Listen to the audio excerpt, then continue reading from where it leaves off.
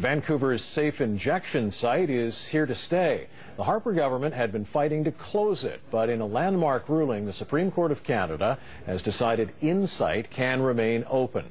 The case could pave the way for similar facilities for drug users to be set up in other communities. We'll have more on that in a minute. First, Brent Shearer with reaction to the court's ruling. Relief and jubilation from hundreds of supporters who gathered at InSite before dawn. Just because you're addicted to drugs doesn't mean you have to die.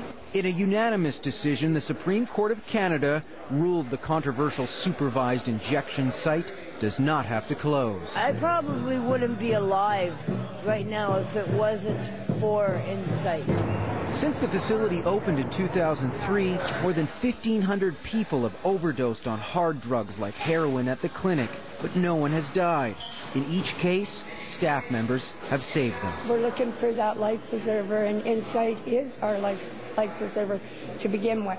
Shelley Tomic and Dean Wilson were the two drug users who began the long legal battle to keep the facility operating. This just substantiates what I've been saying a long time, that what we were doing was the right thing. But Stephen Harper's conservatives have long disagreed, arguing dollars spent on helping addicts use drugs would be better spent on treatment. Although we are disappointed with the Supreme Court of Canada's decision today, we will comply. They'll have to. The court had harsh words for the federal government, saying Ottawa can no longer interfere with the clinic. My advice to Ottawa is let's get on with the show, let's move on to the next phase. InSite supporters called a court decision a victory for science. In my nearly 20 years of public health practice, I have yet to see an initiative that has the volume and the quality of evidence behind it as InSite. And in a troubled community, it has become a safe haven, now protected by our nation's